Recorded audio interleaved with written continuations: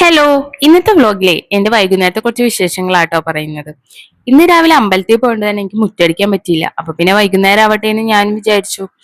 മുറ്റടിക്കാൻ നോക്കിയപ്പോഴാണ് മുറ്റത്ത് കുറച്ച് ദിവസമായിട്ട് പുല്ലൊക്കെ മുളച്ചു വരുന്ന ഞാൻ കണ്ടത്. 2-3 ദിവസമായി ഇതെന്റെ കണ്ണിൽ പെട്ടിട്ട്, പക്ഷെ എന്റെ മടി അത് പറിക്കാൻ അനുവദിച്ചില്ല. അപ്പൊ പിന്നെ ഇപ്പൊ ആയിക്കോട്ടെ എന്ന് ഞാൻ വിചാരിച്ചു. പണ്ടൊക്കെ അമ്മാമൊക്കെ പറയാറുണ്ട് അടിക്കുമ്പോ തന്നെ പിഴുത് കളയണമെന്ന്. മൂപ്പര് പറഞ്ഞത് ഇപ്പോഴാണ് എനിക്ക് മനസ്സിലായി തുടങ്ങിയത്. അല്ലെങ്കിലും ചില കാര്യങ്ങൾ പ്രായം ചെല്ലുമ്പോഴല്ലേ മനസ്സിലാവുക. 5 മിനിറ്റ് കൊണ്ട് കഴിയണ മുറ്റടി ഇനി അരമണിക്കൂറാവും. അതാണ് പ്രശ്നം. എന്നാലും വേണ്ടില്ല, ഈ പുല്ലൊക്കെ അങ്ങോട്ട് പറിച്ചു കളഞ്ഞേക്കാം. മഴയൊക്കെ പെയ്തു തുടങ്ങിയ പിന്നെ അതവിടെ കാടാവും.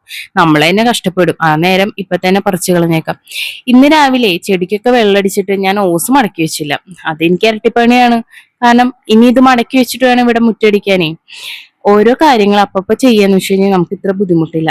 എന്റെ മടി കാരണം തന്നെയാണ്. വേറെ ആരും ഇല്ലല്ലോ നമുക്കൊക്കെ ചെയ്യാൻ. നമ്മൾ തന്നെ എല്ലാ കാര്യങ്ങളും ചെയ്യണം. ആ കാണുന്ന അയിനിമരല്ലേ, അത് നമ്മളതല്ല, ഭയങ്കര ശല്യാണ്.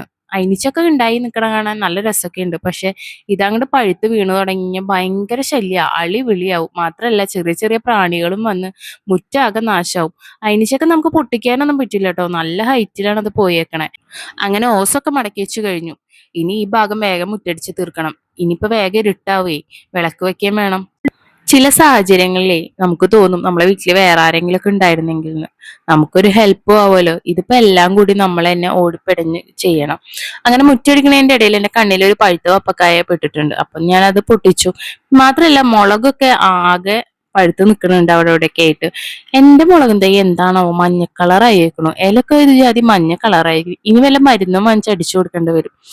അങ്ങനെ അതിന്റെ ഇടയിൽ ചേച്ചിയും ഉണ്ണിയൊന്നും ഇടഞ്ഞിട്ടുണ്ട് കേട്ടാ. ഇവനാണെന്നുണ്ടെങ്കിൽ ആ മുളകും തൈയുടെ ഇല കൂടി പറിച്ചെടുക്കുകയാണ്. അപ്പൊ അതിനെ കുറിച്ച് പറഞ്ഞപ്പോ അവനത് ഇഷ്ടായില്ല. അപ്പൊ മൂപ്പര് ഞങ്ങളായിട്ടൊന്ന് പിണങ്ങി. പിണങ്ങിക്കഴിഞ്ഞാൽ പിന്നെ എളുപ്പമല്ല കേട്ടോ നമ്മളെ ഉണ്ണിക്കുട്ടൻ. പിന്നെ ആരെന്ത് പറഞ്ഞിട്ടും കാര്യമില്ല. കുറച്ചു നേരം അങ്ങനെ ദേഷ്യഭാവത്തിൽ അങ്ങനെ നിൽക്കും. കണ്ടില്ലേ ഓരോ ഭാവങ്ങള്.